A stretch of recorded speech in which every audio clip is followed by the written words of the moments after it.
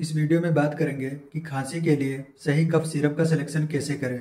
अगर किसी को ड्राई कफ हो रहा है, कफ के साथ नेजल कंजेशन हो रहा है, कफ के साथ नेजल सिक्रीशन हो रहा है या कफ के साथ बलगम आ रहा है, तो कौन सा कफ सिरप इस्तेमाल करना चाहिए।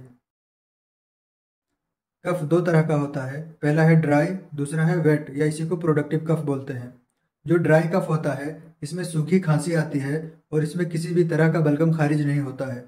इसमें दिया जाने वाला कफ सिरप का मेन कंपोजिशन डेक्स्ट्रोमेथार्फेन या कोडीन होता है और इन दोनों में सबसे ज़्यादा डेक्स्ट्रोमेथार्फेन का इस्तेमाल करते हैं।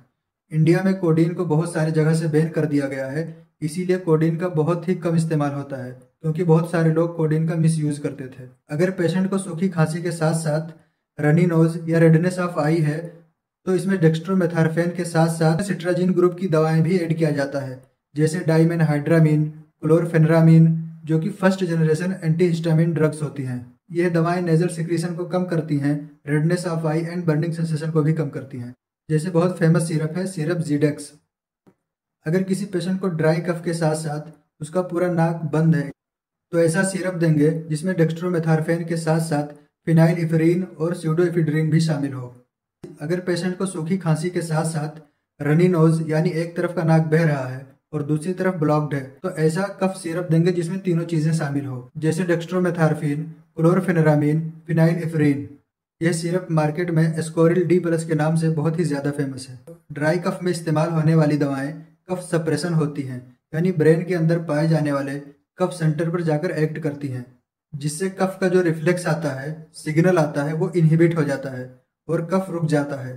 चूंकि यह दवाएं सप्रेशन का काम करती हैं, इसीलिए इसका जो साइड इफेक्ट होता है वो सेडेशन और ड्रॉसीनेस होता है, जिसकी वजह से पेशेंट को नींद और सुस्ती बहुत ज़्यादा महसूस होता है।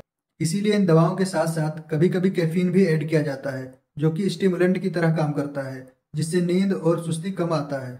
अब बात करते हैं वेट या प्रोडक्टिव कफ की।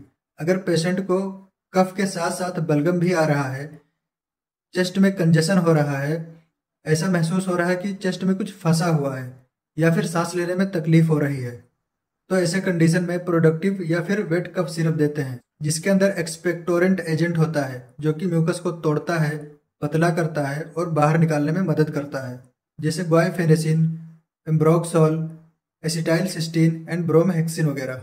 लेकिन यह सिरप छोटे बच्चों को नहीं देते हैं क्योंकि यह सिरप बलगम को पतला करता है। बच्चे बता नहीं पाएंगे, थूक नहीं पाएंगे और वो उल्टी कर सकते हैं या स्प्रेड भी कर सकते हैं, इसीलिए बच्चों में यह सिरप नहीं दिया जाता है। अगर पेशेंट को बलगमी खांसी आ रही है और सांस लेने में तकलीफ हो रही है तो ऐसा कफ सिरप देंगे जिसमें एक्सपेक्टोरेंट के साथ साथ ब्रांकियोडायलेटर भी ऐड हो, जैसे सल्बूटामॉल, लीवोसल्बूटामॉल एंड टर्बूटालिन।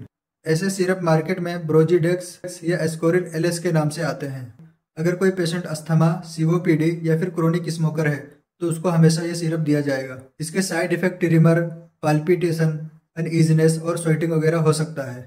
यह वीडियो सिर्फ एजुकेशन या फिर नॉलेज पर्पज के लिए है। कोई भी सिरप वगैरह बगैर डॉक्टर के सलाह के मत लेना। थैंक